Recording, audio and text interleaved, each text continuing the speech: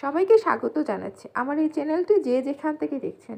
আজ আলোচনা করব ভূমি মন্ত্রণালয়ের একটি পরিপত্র যা খতিয়ানে করণিক ভুল, প্রতারণামূলক লিখন ও যথার্থ ভুল সংশোধন সম্পর্কে। যদি কোনো কারণে আপনাদের খতিয়ানে চূড়ান্তভাবে মুদ্রিত হয়েছে বা প্রকাশিত হয়েছে এমন খতিয়ানে যদি আপনাদের করণিক ভুল, প্রতারণামূলক লিখন ও যথার্থ ভুল হয়ে থাকে, তাহলে এই সংশোধন সংক্রান্ত যে পরিপত্র জারি করা হয়েছে সেটি সম্পর্কে, যে করণিক ভুল কোনগুলোকে বলা হয় এবং তা সংশোধন করতে গেলে কি করতে হবে। তাহলে চলুন দর্শক বিস্তারিত আলোচনায়। খতিয়ানে করণিক ভুল কাকে বলে বা করণিক ভুল কোনগুলো, এই বিষয়গুলো আগে জেনে নিই। করণিক ভুল হলো এমন ভুল যা প্রকৃত সরল বিশ্বাসে ভুলক্রমে বা অসাবধানে হয়েছে বলে বোঝা যাবে। এরূপ ভুলের পেছনে কারো কোনো অসাধু উদ্দেশ্য ছিল এমন প্রতিবাদ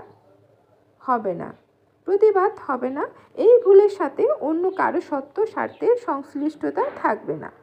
মানে এই ভুলের জন্য অন্য কারো স্বার্থ থাকবে না এবং এটার অসাধু উদ্দেশ্য হয়েছে বলে এটার কোনো প্রতিবাদ কেউ করবে না, যা সংশোধন করলে অন্য কোনো ব্যক্তির স্বার্থ নষ্ট হবে না। যদি সংশোধন করে এক্ষেত্রে অন্য কোনো ব্যক্তির স্বার্থ নষ্ট হবে না। যার নামে খতিয়ানটি তৈরি হয়েছে সংশোধনের পর তার নামেই সেই খতিয়ানটি প্রাপ্যতা অপেক্ষা ভূমির পরিমাণ কম বেশি হবে না, তবে সংশোধনের মাধ্যমে তার ভূমি সত্যের অস্পষ্টতা দূরীভূত হবে।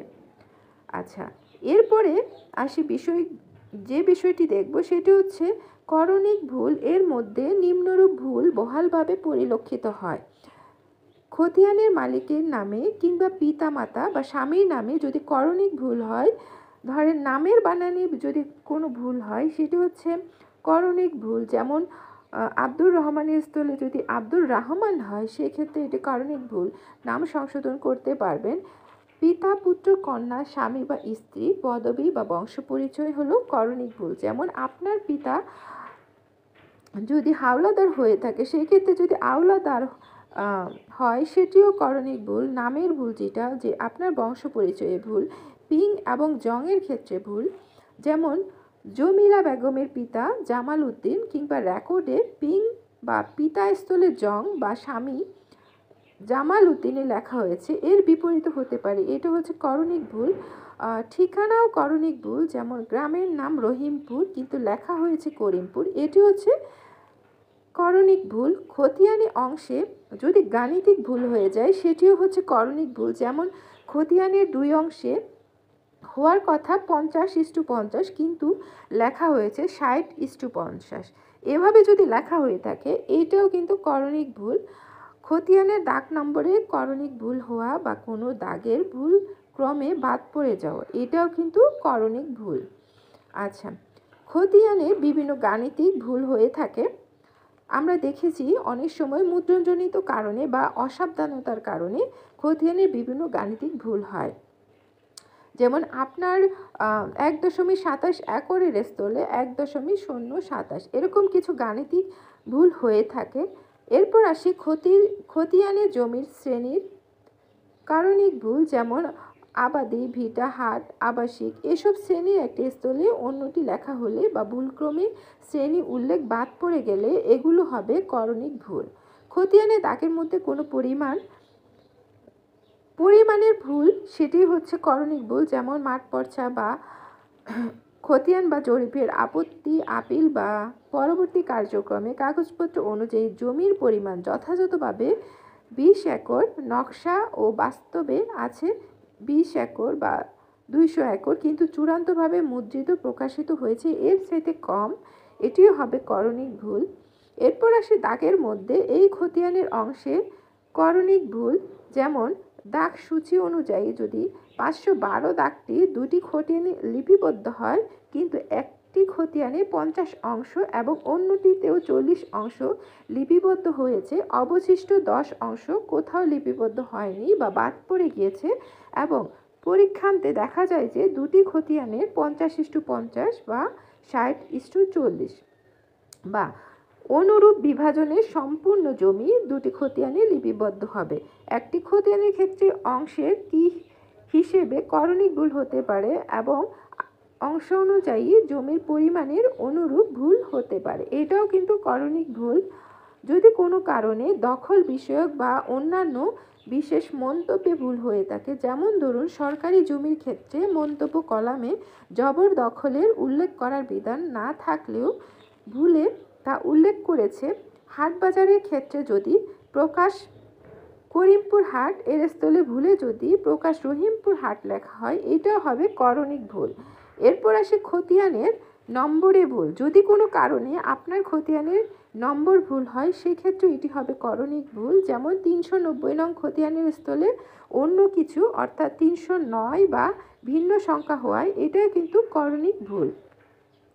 খতিয়ানের বহিতে কোনো খতিয়ান যদি বাদ পড়ে যাও, সেটাও কিন্তু করণিক ভুল হিসেবে ধরা হবে। যেমন 313 নম্বর খতিয়ানের ভূমি মালিকের কাছে বা ওয়ার্কিং ভলিউমে আছে, তা আছে, কিন্তু বাদাইকৃত খতিয়ানের বহিতে বা তা ভুলে বাদ পড়ে গিয়েছে, এটাও কিন্তু করণিক ভুল। আচ্ছা, খতিয়ানের প্রতারণামূলক অন্তর্ভুক্তি।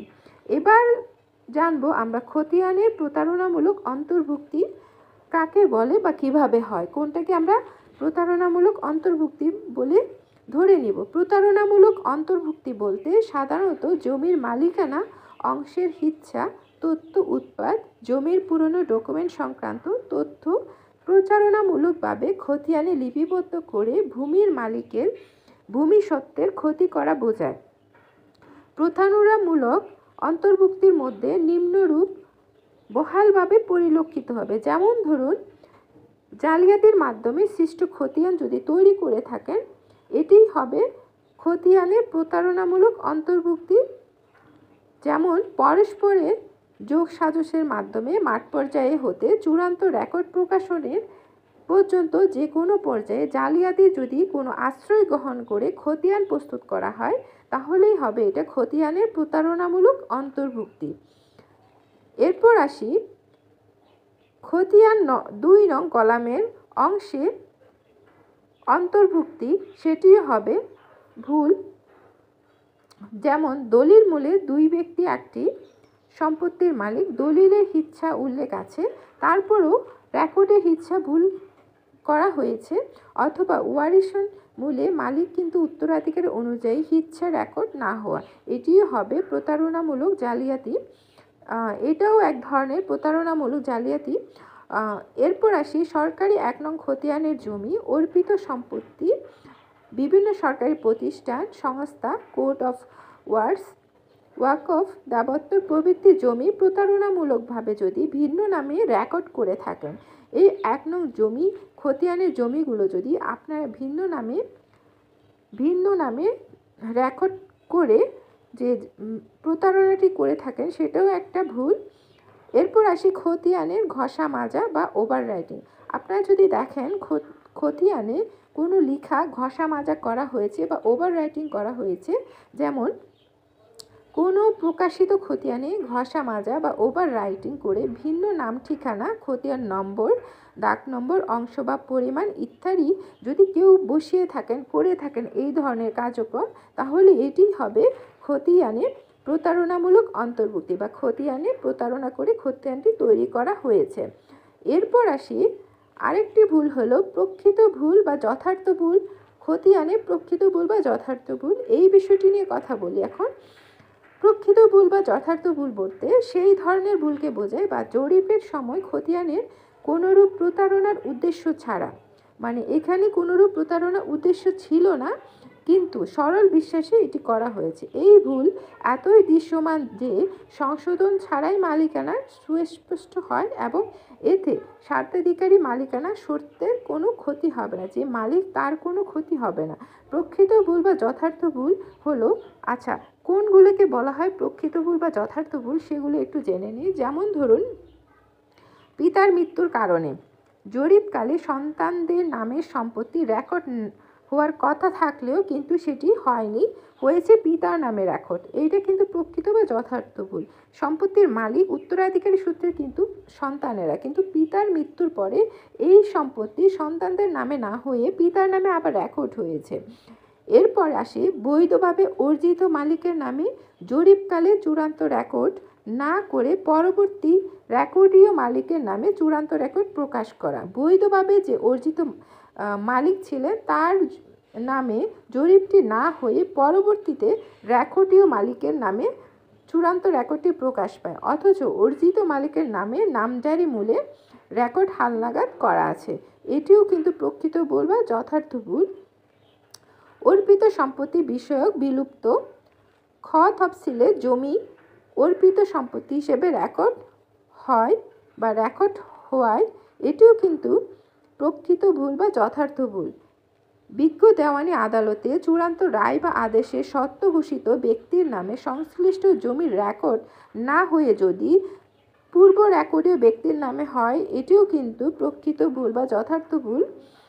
এরপর আসি বিজ্ঞ দেওয়ানি আদালতে চূড়ান্ত রায় বা আদেশে সত্য ঘোষিত ব্যক্তির নামে সংশ্লিষ্ট জমির রেকর্ড না হয়ে সরকারের নামে যদি রেকর্ড হয়ে যায়, যে ব্যক্তি মালিক তার নামে যদি এই সম্পত্তি রেকর্ড না হয়ে সরকারের নামে হয় বা অন্য পূর্ব রেকর্ডীয় ব্যক্তির নামে হয়, এই বিষয়গুলো তাহলে কিন্তু প্রকৃত ভুল বা যথার্থ ভুল। এরপর আসি সরকার কর্তৃক স্থায়ী বন্দোবস্ত দেয়া, যেমন সরকার যাদের ভূমিহীনদের যে খাস জমি রয়েছে তাদের ভূমিহীনদেরকে এই জমিগুলো কিন্তু বরাদ্দ দিয়ে থাকে। বন্দোবস্ত দেওয়া খাস জমি সংশ্লিষ্ট ব্যক্তির নামে রেকর্ড না হয়ে যদি সরকারের নামে রেকর্ড হয়, সরকারের কিছু খাস জমি রয়েছে, এই জমিগুলো কিন্তু যারা ভূমিহীন রয়েছে তাদেরকে কিন্তু বন্দোবস্ত করে থাকে সরকার। এই ভূমি বন্দোবস্ত যে ব্যক্তিকে করেছেন তার নামে যদি রেকর্ড না হয়ে সরকারের নামে হয়, এটিও কিন্তু প্রকৃত ভুল। অধিগ্রহণ বা অন্য কোনো বৈধ কারণে সরকার বা কোনো সংস্থা বা ব্যক্তির নামে অর্জিত ভূমি সরকার বা উক্ত সংস্থার নামে না হয়ে পূর্ব রেকর্ডের ব্যক্তির নামে যদি হয়ে যায় রেকর্ডটি, তাহলে এটিও ধরে নিতে হবে প্রকৃত ভুল হয়েছে। এরপর আসি ক তফসিলে জমি অবমুক্তির পরও সরকারের নামে রেকর্ড হওয়া, যদি এই সম্পত্তি সরকারের নামে আবার রেকর্ড হয় তাহলে হচ্ছে প্রকৃত ভুল। ব্যক্তির জমির নামজারি থাকা সত্ত্বেও যদি সেই ব্যক্তি অনুপস্থিত থাকে সরকারি খতিয়ানে 1 নং খতিয়ানে যদি এই সম্পত্তি আবার রেকর্ড হয়ে যায় তাহলে কিন্তু এটিও প্রকৃত ভুল। পরিত্যক্ত সম্পত্তি অবমুক্তির পরও যদি সরকারের নামে রেকর্ড হয় এটিও প্রকৃত ভুল। খতিয়ানের নির্ভুল কপি জরিপের ওয়ার্কিং ভলিউমে আছে, কিন্তু খতিয়ানের বহিতে বাদাইয়ের ভিন্নরূপ খতিয়ান বাদাই হওয়ায় এটি কিন্তু প্রকৃত ভুল। এরপর আসি ভুল সংশোধনের পদ্ধতি। যদি এরকম 3 প্রকারের ভুল হয়ে থাকে,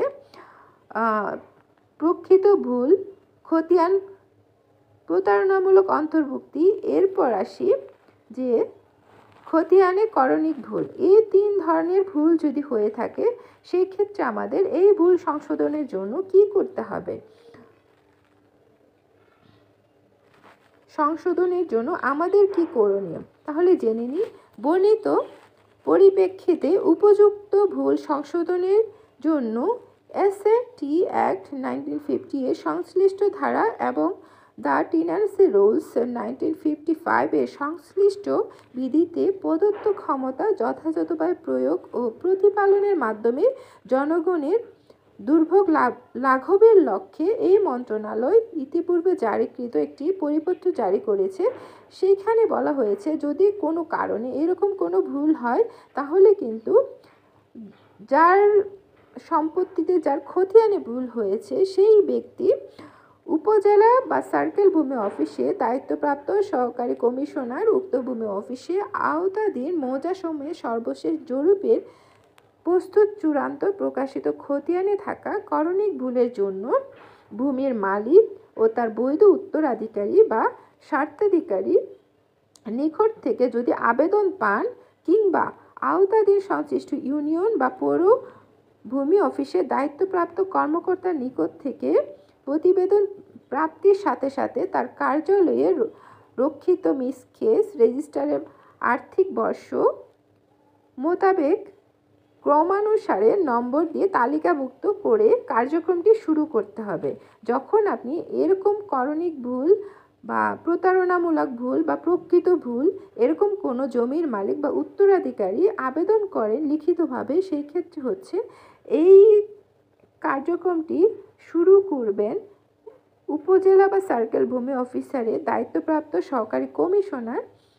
এই কাজটি করবেন যে আবেদনটি পাওয়ার সাথে সাথে আবেদনকারী আবেদনের কারণটি বর্ণনা করবেন, সাথে সাথে কিছু কাগজপত্র দিতে হবে, যেমন জাতীয় পরিচয়পত্র সহ যদি সত্যায়িত অনুলিপি দাখিল করে সহকারী কমিশনার তা সংশোধন করে নিজ স্বাক্ষরে কিংবা ক্ষমতাপ্রাপ্ত প্রতিনিধি স্বাক্ষরে আবেদন দাখিল করবেন। জমির মালিক আবেদনে দাপ্তরিক যোগাযোগের স্বার্থে আবেদনকারী বা প্রতিনিধি যেন যোগাযোগটি খুব দ্রুত হয় বা যোগাযোগ করতে পারে, সেই ক্ষেত্রে একটি সচল ফোন নম্বর দিতে হবে। সহকারী কমিশনার ভূমি দপ্তরে আবেদন দাখিলের তারিখের আবেদনকারীকে বা তার প্রতিনিধিকে রেকর্ড সংশোধনের জন্য মিস কেস নম্বর সহ আবেদনের জন্য প্রাপ্তি স্বীকারপত্র প্রদান করবে। এরূপ কোনো আবেদন গ্রহণ না করা বা আবেদনকারীকে ফিরিয়ে দেয়া বা প্রাপ্তি স্বীকারপত্র না দেয়া বা আবেদন দাখিলের দিনে কেস নম্বর না দেয়া কর্তব্যে অবহেলা বলে গণ্য হবে। যদি কোনো কারণে এই কাজগুলো কোনো সহকারী কমিশনার বা দায়িত্বপ্রাপ্ত কর্মকর্তা যদি করে থাকে তাহলে কর্তব্যে অবহেলা করেছেন বলে গণ্য হবে। কেন্দ্রীয়ভাবে একটি সিস্টেমের আওতায় এই জাতীয় আবেদন অনলাইনেও গ্রহণ করা যাবে। প্রক্রিয়াকরণ, নিষ্পত্তি ও তথ্য সংরক্ষণ ব্যবস্থা চালু না হওয়া পর্যন্ত সহকারী কমিশনার ভূমির প্রচলিত ম্যানুয়াল পদ্ধতিতে, মানে যদি অনলাইনে সম্ভব না হয় সেই ক্ষেত্রে কিন্তু আপনারা ম্যানুয়াল পদ্ধতিতে এই কেসের নথির ব্যবস্থাপনা নিশ্চিত করে আবেদন করতে পারবেন যে আপনারা আপনাদের খতিয়ানে এই করণিক ভুলের জন্য আবেদন করেছেন। সেই ক্ষেত্রে কিন্তু আপনাদের সহকারী ভূমি কমিশনার বা ভূমি অফিসার যে আপনাদের একটি প্রাপ্তি স্বীকারপত্র দিবেন যে মিস কেস নম্বর সহ আবেদনের সাথে আপনাদের একটি প্রাপ্তি স্বীকারপত্র দেবেন। যদি কোনো কারণে এই আবেদন গ্রহণ না করেন, আবেদনকারীকে ফিরিয়ে দেন কোনো কর্মকর্তা বা আপনাদের প্রাপ্তি স্বীকারপত্র না দেন, সেই ক্ষেত্রে এটি অবহেলা করেছেন ভূমি অফিসার।